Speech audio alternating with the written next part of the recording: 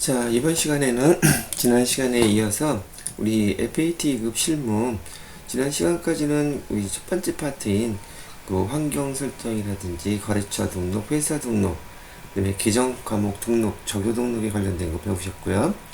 자, 이번 시간에는 제 2절에 회계 프로그램 운영하기에서 여기 정기 2월 작업이라든지 정기분 재무 상태표, 정기분 손익계산서, 거래처별 초기 2월 이런 것들을 등록하는 것들을 한번 해보도록 하겠습니다. 자, 그럼 화면 우선 다시 로그인하고요.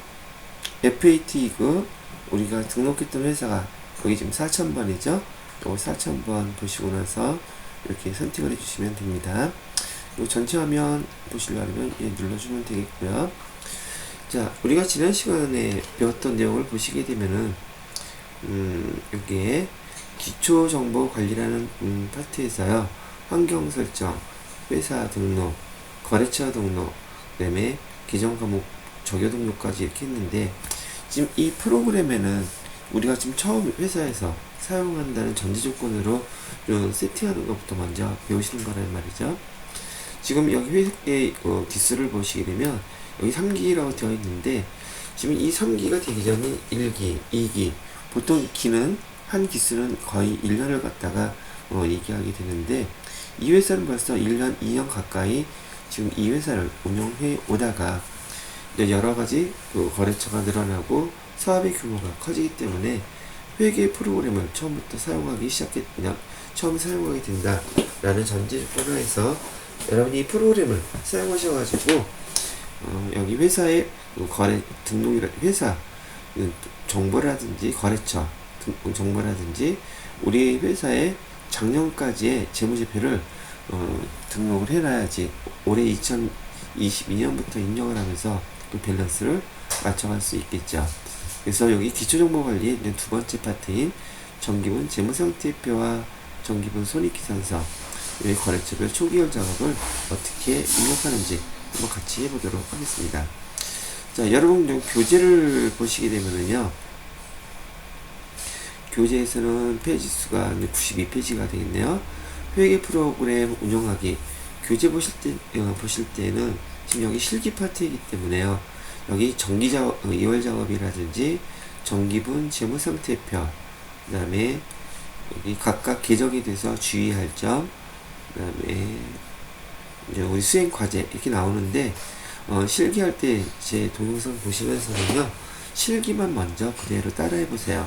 따라해 보시고 난 다음에 앞에 나와 있는 그 내용들을 갖다가 읽어보시는 게 훨씬 더 이해도 쉽고, 그다음에 따라오기도 어려움이 없으실 거예요. 읽고 나서 이걸 따라하게 되면 시간이 아주 많이 걸리거든요. 자, 일단 여러분은 교재에 여기 수행 과제라고 되어 있죠. 정기분 재무상태표 얘를 참고하셔가지고 우리가 이제 자료를 재무상태표 정기분과를 입력을 하실 겁니다. 어떻게 입력하는지 이렇게 한번 해보도록 하시죠. 우선 정기분 재무상태표 클릭을 해보시고요.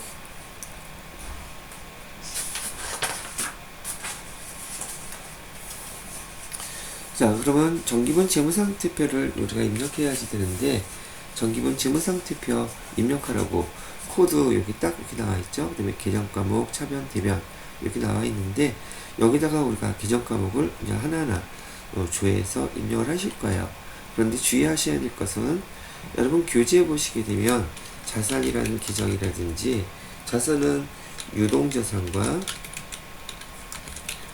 비유동자산으로 구분한다든지, 그 다음에 유동자산의 구분 계정으로 당좌자산, 재고자산 이런 것들이 다 이렇게 나와 있단 말이죠.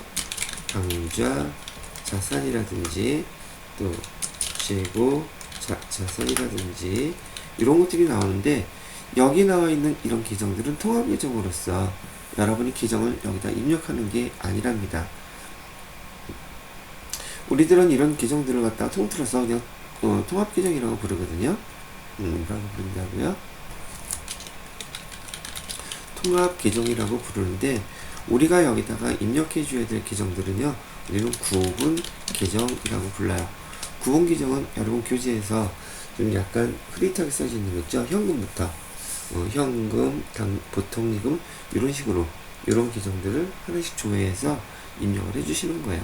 이런 통합 계정들은 이런 구분 계정들을 입력하시게 되면 자동으로 합산되는 결과로 나타내는 것들이지 여러분이 입력하시는 것들이 아니라는 얘기예요. 여기 보시게 되면 바로 요 자산들이에요. 자산의 항목들, 그다음에 비이동자산의 항목들.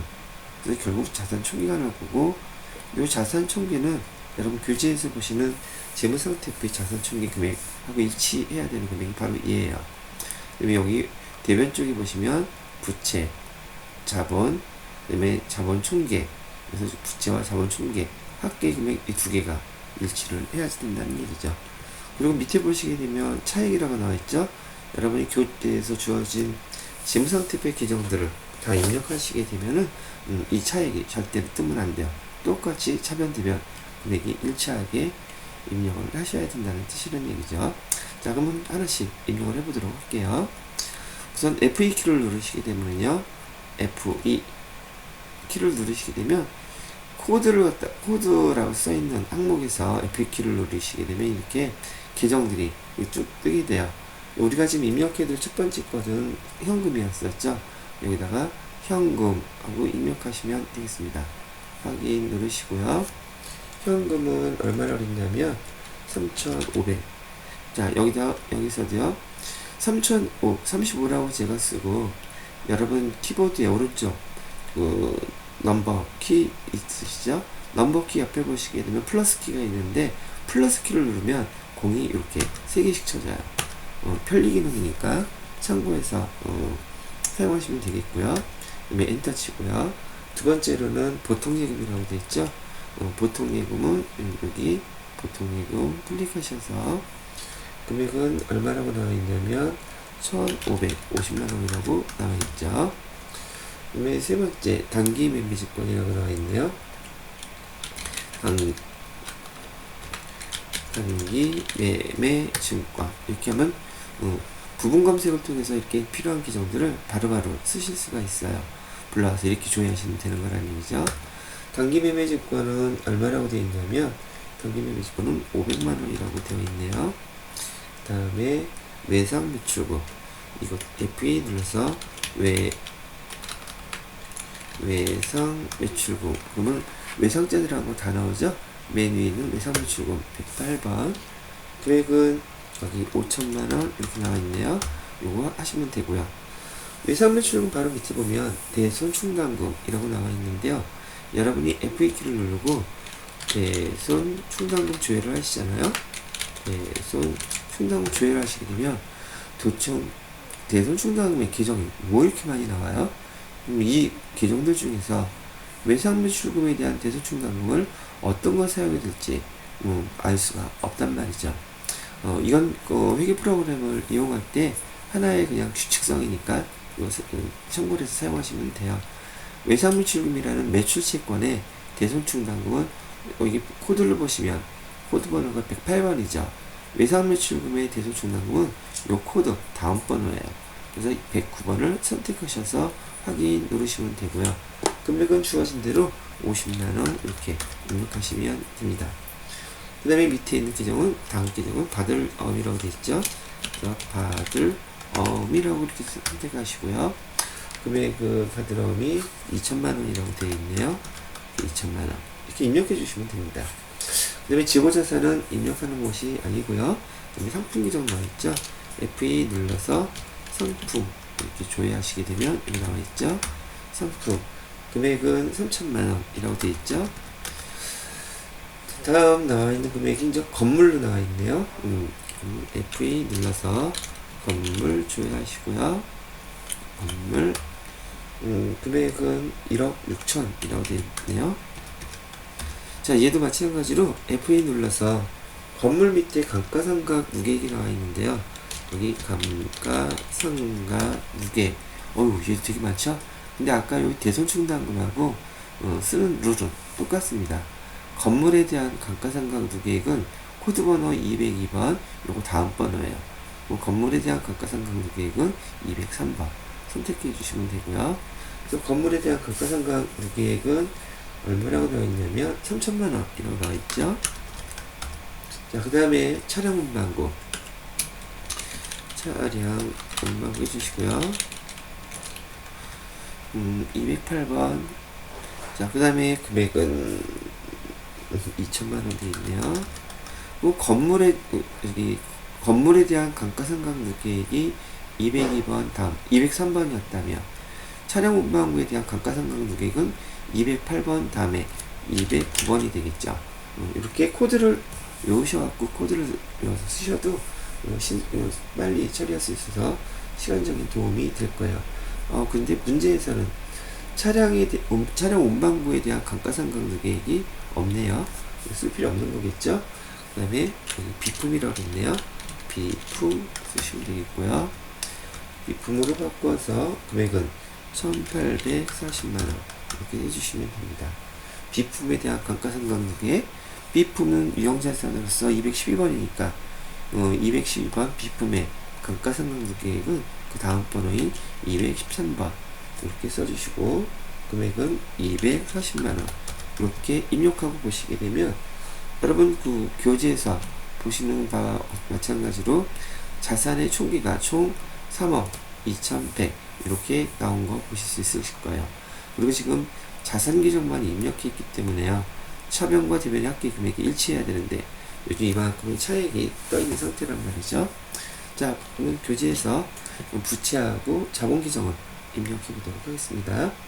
자, 부채 계정은 코드 번호가 외상 매입금부터 시작해야 되겠죠. 외상 매입금 조회를 하시게 되면 여기 있죠. 251번이에요. 외상 매입금 금액은 3,800만원이라고 되어 있네요. 그 다음에 두 번째 미지급금이라고 되어 있죠. 미지급금 조회하셔서 미지급금 600만원 이렇게 해주시면 되고요. 그 다음에 장기차입금 있죠. 그래서 장기차입금 이때 장기차입금 해주시고요. 금액은 얘도 2천만원 이러면 되겠네요. 그 다음에 다른 건 다 통합계정들이고 맨 밑에 보면 자본금 있죠. 그래서 자본금 써주시면 되고요. 자본금 여기 자본금에 우선주 자본금도 있고 그런데 우리 지금 여러분이 여기 교재에서 배울 것들은요 지금 우선주 자본금은 취급하지 않습니다. 여러분들한테는 그냥 자본금만 쓰시면 되니까 자본금만 쓰시면 되겠습니다. 네, 이렇게 쓰시고요. 자본금은 얼마냐고 봤더니 2억 5,700만원이라고 되어 있네요. 이렇게 입력을 했더니 아까 말씀드렸던 것처럼 여기 차액은 우선 없어졌고요. 자산의 총계와 부채 자본의 총계가 일치하죠. 예, 이렇게 일치가 되면은 정확하게 입력을 잘 하시게 된 거랍니다. 시험 문제 형태는 여기서 금액을 뭔가 잘못 입력해서 여기 차액이 뜨게끔 만들어놔요.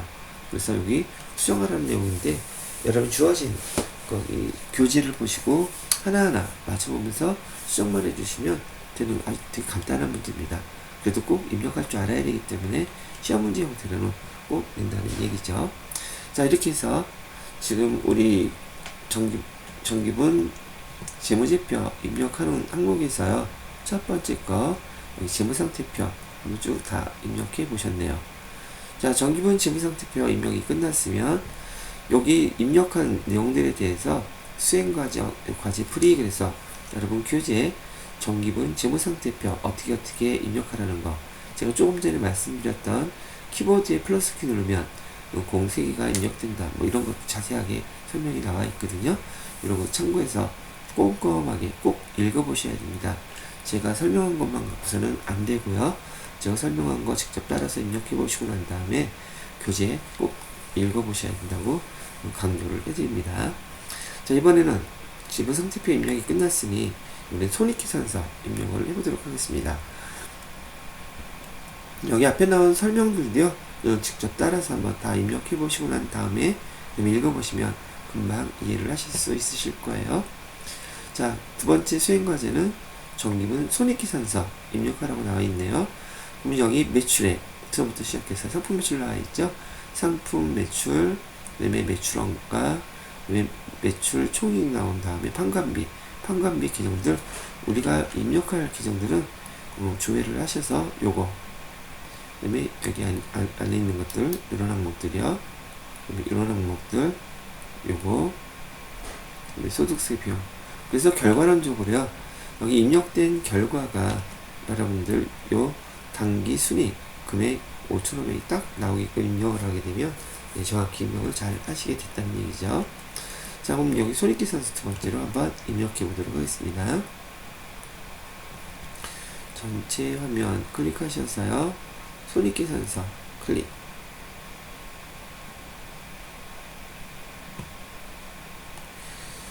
자, 첫 번째 계정은 상품 매출이라고 그랬었죠.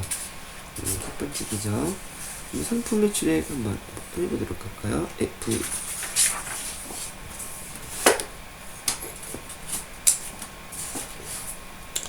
F2 눌러서 바로 첫 번째가 나와있네요. 상품 매출 클릭하시고요. 자, 금액은 2억 4,350 이렇게 잘못했네.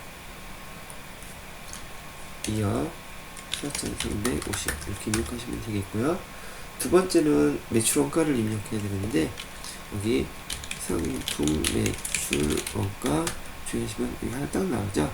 상품 매출 원가를 입력하시려고 하다 보면 문제에서 주어진 대로 상품 매출 원가를 계산하는 방법은 기초 상품 재고액에다가 당기 상품 매입액 더해주고요. 기말 상품 재고액 빼주면 그 차이가 매출 원가로 계산된다는 거죠. 그 문제에서 주어진 대로 기초 상품 재고액에다가 여기 2,500만원 이렇게 입력해 주시면 되겠고요. 당기 상품 매입액은 얼마라고 나와 있냐면 1억 4,600 이렇게 나와 있죠. 그래서 거기 교재 손익계산서에 상품 매출 원가를 보시게 되면 1억 4,100 이렇게만 딱 나와 있을 거예요. 그런데 지금 우리가 입력할 때 보니까 기말 상품 재고액도 교재에서는 주어져 있긴 했지만, 여기다가 여러분이 입력하려고 아무리 해봐도 입력한 적도 없는데 기말 상품 재고액이 어디선가 딱 벌써 와 있더란 말이죠. 여기 보시게 되면 말 그대로 기말 상품 재고액이라고 했잖아요. 이 숫자는 어디 것을 끌고 오는 것이냐면, 아까 우리가 정기문 재무상태표 입력하셨을 때요, 여기가 12월 31일 날 재무상태표를 갖다가 입력한 자료이기 때문에 여기 있는 기말 상품, 기말 재고가 바로 얘를 끌고 온 거랍니다. 그래서 만약에 문제에서요,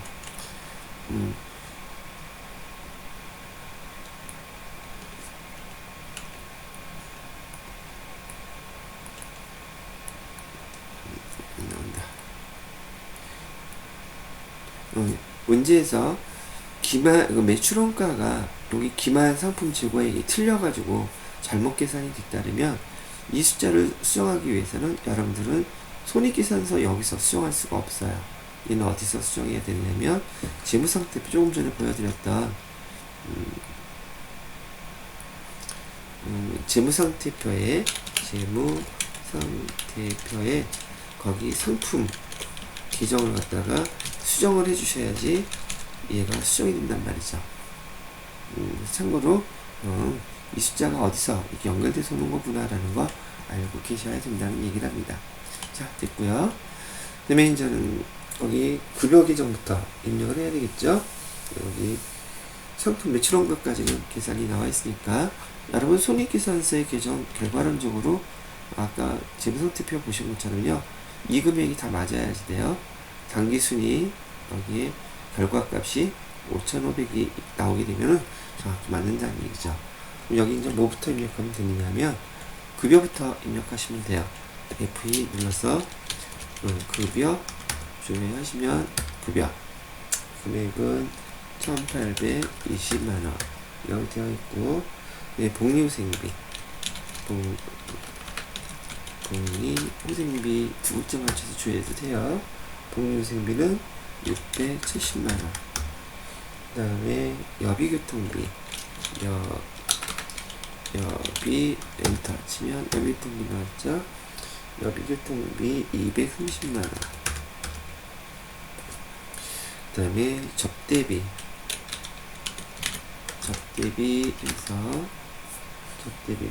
150만원. 그다음에 통신비는 110만원. 그다음에 세금과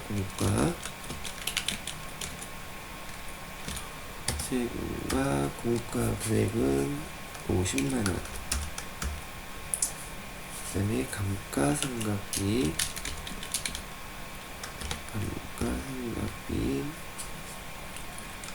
986만원. 그 다음에 임차료는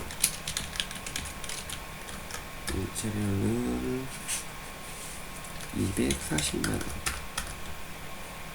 그 다음에 소모품비. 자, 여러분들 지금 제가 F2키를 눌러서 조회한 다음에 그 계정을 엔터 치고 등등 이렇게 입력을 했는데요. 여러분이 잘 쓰는 회사에서 뿐만이 아니라 여기 문제 풀 때도 많이 쓰는 계정들은 그 코드 번호를 외워놓고 쓰시면 그 절차가 하긴 뭐 컴퓨터 쓸 때 단축키도 많이 쓰니까요. 업무할 때도 많이 효율적입니다. 소모품비 같은 경우는 코드 번호가 830번인데 이렇게 코드 외운 다음에 치면 속도가 훨씬 더 빨라지겠죠. 소모품비는 82만원 이렇게 해주시면 되겠고요. 그 다음에 밑으로 쭉 내려가 보면 이자 비용이 나오네요. 이자 비용은 얼마였냐면 412만원. 이제 마지막으로 소득세 등이라고 되어 있죠. 소득세 등. 그래서 지로 없고. 자, 그럼 결과론적으로 입력할 자료는 계정 손익계산서 계정 다 입력을 했어요. 그러고 보니까 여기 밑에 결과값이 우리가 찾으려고 했던 당기 순이익액수는 5,500만원. 여러분이 주어진 손익계산서하고 똑같죠. 이렇게 나와 있으면 정확하게 입력 잘 하신 겁니다. 그렇게 해서 재무상태 전기분 재무상태표와 손익계산서를 입력해 보셨네요. 자, 그럼 다음 거는 무엇을 이제 또 해야 되느냐면, 자, 이건 쭉 내려가셔서요. 다음 페이지를 보시게 되면 손익계산서 어떻게 입력하는지 입력한 결과 또한 여기 설명이 자세히 나와 있습니다. 꼭 읽어보셔야 돼요. 회계 프로 처음 다뤄보시는 분들이기 때문에 교재에 따라서 입력한 거 제가 설명한 것만 갖고 만족하시면 안 되고요. 교재를 통해서 한번 시간도 오래 걸리지 않으니까요. 그래서 확인을 꼭 해주시기 바랍니다. 자, 이번에는 거래처별 초기이월이라는 걸 하게 될 거예요. 거래처별 초기이월은 지금 우리가 예를 들어서 외상매출금을 갖다가 받을 게 얼마 있다고 그거는 알겠는데 그 외상매출금이 어느 거래처에서 얼마큼을 받을 거인지 그거는 알 수가 없단 말이죠. 그래서 이 거래처별 초기이월은요, 제가 좀 전에 설명해 드렸던 것처럼 재무상태표의 예를 들어서 계정에 외상 매출금 얼마를 아까 받을 게 있다고 나와 있었냐면 외상 매출금이 5천만원 이렇게 받을 게 있다고 아까 써놨단 말이죠. 근데 이 5천만원을 누구한테 받아야 되는 거예요? 알 수가 없잖아요. 그리고 어차피 이 회계 프로그램은 우리 회사에서 이제 사용하려고 이번에 처음 여기 들여와가지고 설치를 하는 것이다 보니까 모든 거래처에 대한 세팅도 여기서 금액 얼마를 받을 게 있는지 또는 외상매금 얼마를 줄 게 있는지 거래처별로 다 구분을 해 주어야 되더란 말이죠. 그걸 등록한 화면이 바로 여기 거래처별 초기 이월 이 화면이 되더란 말이죠. 자, 그러면 여기 문제에서도 보시게 되면 여기 보시게 볼까 잠깐. 지금 거래처별 초기 이월을 하려고 그러는데 계정 전체를 다 하는 건 아니고 문제에서 주어진 거 보니까 보통예금, 외상매출금, 바드럼, 외상매입금, 미지급금, 장기차입금 여기에 대해서만 거래처별 초기이월을 해달라고 문제 내는 거예요. 그럼 얘네들은 계정을 따로따로 하나씩 써야 되느냐? 그건 아니고요. 어차피 회계 프로그램은 효율성을 많이 따져요. 한 번에 했던 작업을 또 하게끔 하는 걸 갖다가 가능하면 지향한단 말이죠. 그러면 여기를 어떻게 입력을 해주겠냐면 여기 기능 모음을 클릭해 보시게 되면 여기 블록이라고 보이실 거예요. 블록이를 갖다가 하시게 되면 앞에서 재무상태표에 입력했던 계정들을 쫙 한 번에 다 이렇게 불러오게 돼요. 그래서 그 각 계정별로 지금 거래처별로 얼마를 받을 게 있는지 아니면 얼마를 줄 게 있는지 얘네들을 입력을 해달라고 지금 얘기를 하는 것이죠. 자, 그러면 문제에서 주어진 대로 한번 반영을 해보도록 하겠습니다. 보통예금부터 해달라 했네요. 보통예금은 보니까 국민은행 거라고 나와있죠. 거래처별 초기화할 때는 여기 더블 클릭하시고요. 여기 클릭하셔서 F2 누르신 다음에 여기 거래처 국민은행 이렇게 조회를 하시면 돼요. 그리고 여기 싹 넣으시면 된다는 얘기죠. 금액은 똑같이 1,550만원 이렇게 입력하시면 이 차액이 싹 없어지고 입력이 된 거예요. 두 번째 거는 외상매출금이라고 되어 있네요. 외상매출금 이렇게 클릭해 주시고요. 얘도 더블 클릭하세요. 전체가 선택된 다음에 여기를 F2 누르시게 되면 거래처 외상매출금 첫 번째 게 영승뷰티라고 되어 있네요. 영승뷰티에 얼마 줄 게 있냐면 3,000만원 줄 거 있다고 되어 있죠. 두 번째는요, 샤방샤방이라는 데네요. F2 눌러서 샤방샤방 클릭하게 되면 여기에 대해서 2,000만원 이렇게 그런 두 개 다 5,000만원에서 없어졌죠. 자, 세 번째는 여기 바드라움이 되어 있어요. 자, 여러분들이 지금 배우실 여기 배우고 계시는 스마트 A라는 이 회계 프로그램에서 여기 바드라움에 대한 거, 지급어음에 대한 거, 요 문제가 100% 출제가 됩니다. 즉 바드러움이 됐던 지급어음이 됐던 바들어음이 되었던 그다음에 지급어음이 되었던 이 어음을 갖다가 회계 처리하고 난 다음에 여기 관리대장에 등록하라고 문제가 나온단 말이죠. 그러면 여기 바들어음이나 지급어음도 마찬가지로 여기다 등록 씌우는데 금액만 등록해주면 안 되고요. 그 어음 형태를 한번 먼저 보시게 되면 여기 바드러움에 대한 어음을 한번 먼저 보여드릴게요. 이쪽이 아니라 여기거든요.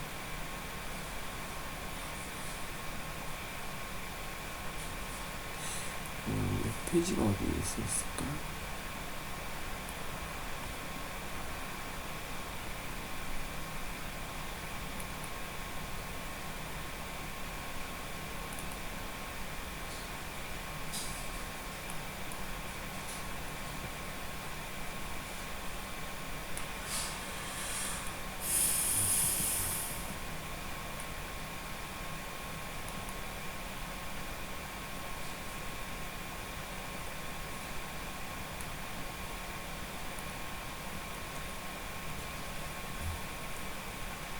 자, 여기서 어음 모양을 한번 먼저 보여드리려고요.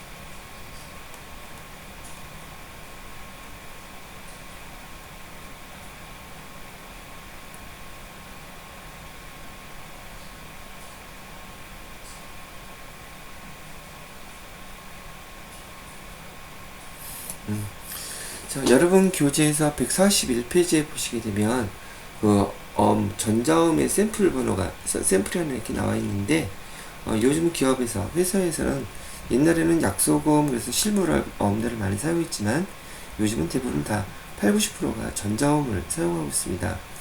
근데 지금 우리도 마찬가지로 이 어음을 받아놓은 게 있었다는 얘기예요. 그런데 기업에서는 이렇게 어음을 받게 되면은 이런 정보 자체가 다 좀 중요한 내용들을 담고 있는지라 우리 그 회계 프로그램에다가도요 이 전자 어음에 대한 정보를 하나하나 다 기록해 놓습니다. 우리가 처음 받을 때 그러면 여기에서 기록해야 될 내용이 보편적으로 뭐냐면요 여기 일렬 번호라고 불러요. 요 일렬 번호 기록해 놔야 되고 당연히 금액 기록해 놔야 될 것이고요. 그 다음에 지급기일 만기일이라고도 불러죠. 지급기일 우리가 기록해 놔야 되고 그 다음에 발행일도 기록해야 되고요. 지급자 국민은행 지급장소 그 다음에 발행 주소는 없어도 돼요. 그 다음에 발행일 이런 정보들을 우리 그 회계 프로그램 안에다가 다 기록을 해서 보관해 놔야 된단 말이죠. 예전에 컴퓨터가 없을 때는 당연히 장부라는 데다가 이런 중요한 내용들을 다 정리해서 보관하고 있었어요. 그런데 여러분이 지금 처음 배우시는 거긴 하지만 기억하셔야 될 게, 지금 우리 회계 프로그램을 처음 설치했고 받아갖고 갖고 있는 어음이긴 하지만 이 안에 있는 정보를 우리가 컴퓨터 안에 지금 기록해 놓은 게 없더란 말이죠. 그래서 이렇게 거래처별 초기 2월 문제에서 여러분이 보시는 교재에서 비고란에 이런 항목들이 주어진 내용들을 반드시 다 기록을 해주셔야 돼요. 이렇게 어음을, 그 정보를 전체 다 기록하는 경우가 세 가지가 있는데, 첫 번째가 거래처별 초기 2월에서 받으러함이나 지급어음에 대한 정보이고요. 두 번째로는 우리가 전표 입력하면서 배우실 거긴 한데, 어음을, 즉 약속 어음이 됐든 전자어음이 됐든 처음 받게 되면 우린 이를 받을 어음이라고 주로 많이 쓰게 될 텐데, 받을 어음도 거래처로부터 처음 받았기 때문에 이런 정보를 다 입력해 주셔야 돼요. 또는 이 약속 어음을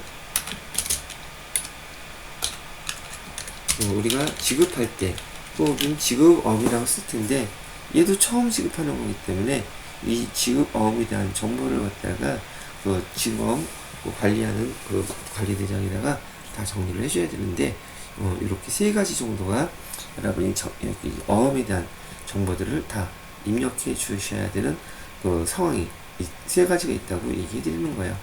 보통 전표 어음에 대해서 자금관리라는 데다가 입력하는 거거든요. 이런 내용들은. 그래서 문제에서도 자금관리 수행하시오 이렇게 나왔는데, 이런 점 문제 할 때 풀면서 제가 설명을 다시 한번 해드리도록 하겠습니다. 자, 됐고요. 자, 그러면 여기 받으러옴에 대해서 입력하는 방법은요, 똑같이 얘를 더블 클릭하세요. 그럼 아까와는 다르게 받으러옴, 지급어음, 그 다음에 장기 대출과 관련된 계정들은요, 화면이 아예 바뀌어요. 왜? 여기 기타란에다가 입력해야 될 사항들이 여기 별도로 입력을 해줘야 되기 때문에요. 앞에 있는 내용들은 똑같습니다. 받으러옴은 누구한테 받았느냐? 거래처는 여기 명승 뷰티라고 되어 있고 발행이라고 되어 있죠. 명승 뷰티 확인해 주시고요. 여기 만기일자라고 비고란에 써져 있네요.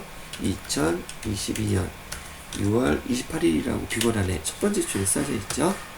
자, 어음번호. 뒷다 길죠? 어음번호 다 입력해 주셔야 돼요. 004 2021 1228 123456 789 이렇게. 그다음에 금액은 2천만원짜리고요. 자, 그다음에 여기 자수, 타수라고 되어 있죠. 자수라는 뜻은 거래처가 직접 발행한 약속어음이라는 뜻이고요. 타수란 말은 거래처가 직접 발행한 어음이 아니라 그 거래처조차도 다른 타 거래처에서 그 어음을 받았던 걸 우리한테 다시 건네주는 그런 역할을 할 때의 수표나 어음을 타수라고 불러요. 근데 우리 시험 문제에서는 타수는 거의 내지 않고 자수만 주로 이제 시험 문제에 나오니까 자수가 그런 거구나 라고 이해하시면 되겠습니다. 발행인은 명승뷰티라고 했었죠. 확인해 주시고요. 배서인은 없고, 발행일자는 우리 처음 지금 거래가 일어났던 날짜를 얘기하는 것이기 때문에 거기 발행일자는 2021년 12월 28일 이렇게 입력해 주시면 돼요. 발행일자와 거래일자는 같아요. 그래서 2021년 12월 28일 이렇게 써주시면 되겠고요. 어음 종류는 전자어음. 여기 클릭해 보시게 되면 약속어음이 있고, 약속어음 일반, 약속어음 상장이라는 게 상장법인이 발행한 약속어음인 경우와 상장법인이 아닌 기타 다른 법인이 발행한 일반 어음을 두 개 나눠 놓고 있어요. 당좌수표고 가계수표. 우린 전자수표 6번을 지금 보고 있었죠. 전자수표라고 문제에서 알려줬잖아요. 그 다음에 지급기관은 아까 국민은행에 있었죠. 국민은행 FA 조회하셔서 클릭하시면 되겠고, 지점은요, 어음에서 용산지점이라고 되어 있네요. 용산지점 이렇게 써주시면 입력이 다 끝났어요.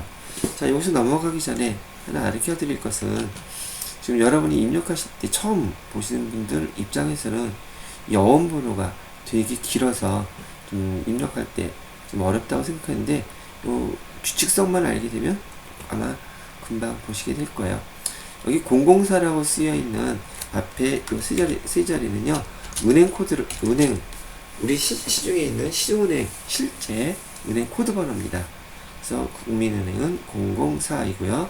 그 다음에 네 자리는 2021년, 그 다음에 두 자리는 12월 이란 뜻이고, 그 다음 두 자리는 28일. 국민은행에서 2021년 12월 28일 날 발행한 일렬, 그 다음에 9자리는 일렬 번호입니다.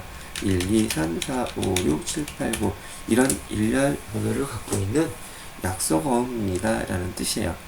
이렇게 모든 번호가 이게 뭐죠? 이런 어음 번호가 숫자로만 되어 있는 것은 전자어음은 이렇게 숫자로만 되어 있어요. 근데 아까 봤던 약속어음, 실물 약속어음은요, 우리 지폐에 써져 있는 것처럼 지폐에 A, B, C, 뭐 A, C, D, 뭐 1, 2, 3, 4, 5, 6 이렇게 써 있든지, 그러면 가, 차, 그다음에 1, 2, 3 뭐 이렇게 써 있는 것들 있잖아요. 실물어음은 이렇게 한글과 영어 또는 일렬 번호 이렇게 기록이 되어 있고요. 전자음은 이렇게 숫자로만 나열되어 있다는 특성이 있으니까 참고로 알아두시면 되겠습니다. 자, 이렇게 해서 지금 해당되는 거 다 입력을 해 보셨고요. 그 다음에 얘를 갖다가 빠져나가고 싶으면 밑에 보시게 되면 ESC를 누르면 처음에 입력했던 화면으로 되돌아갑니다 라는 뜻이에요. 그래서 ESC를 띵 누르게 되면 여기 바드러움에 대해서 명수분 뷰티 한 건, 그래서 비고란에 있는 항목까지 다 입력된 것을 확인하실 수 있을 거예요. 그럼 바드러움은 다 입력이 끝났습니다.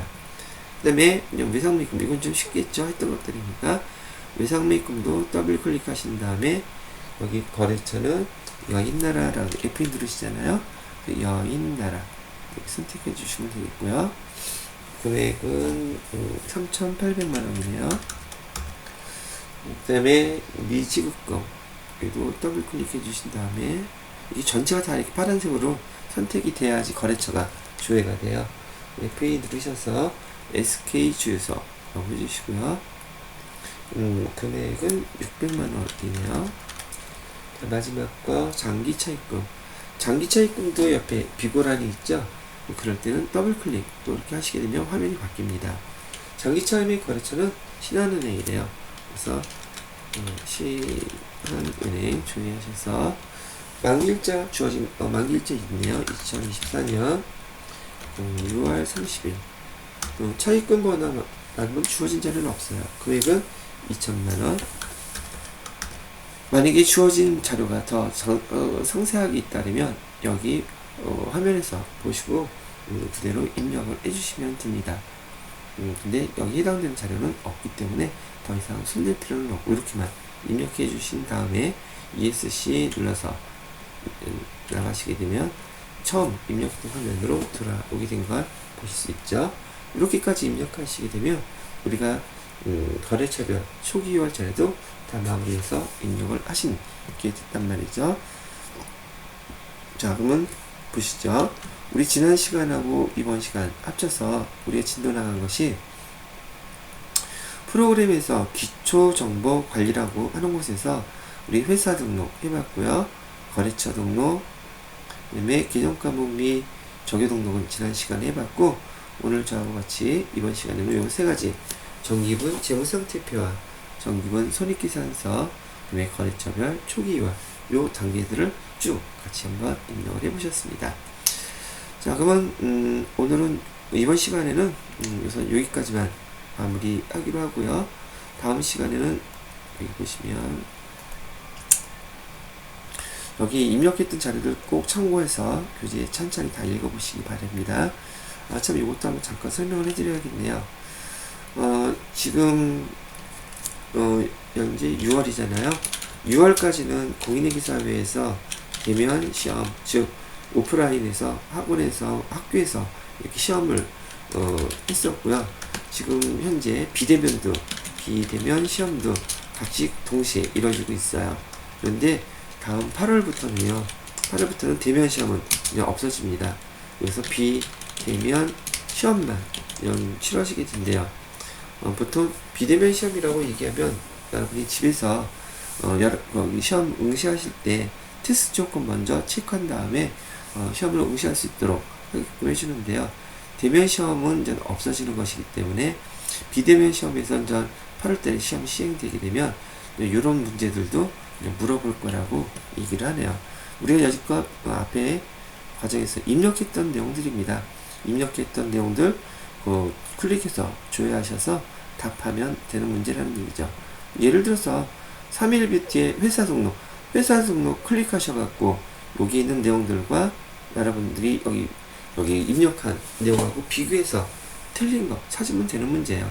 일종의 조회 문제라고 보시면 돼요.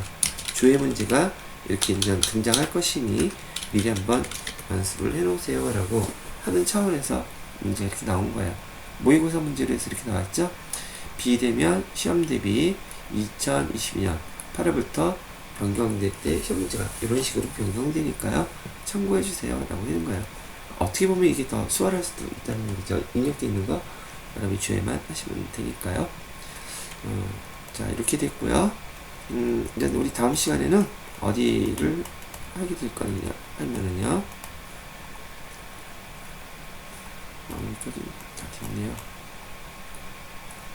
자, 다음 시간에는 전표 관리에 대해서 우리가 회계 이론 배우셨던 것들 실제로 전표 입력하는 방법을 그냥 배우시게 될 겁니다. 자, 이번 시간에는 여기까지만 하고 마무리하겠습니다.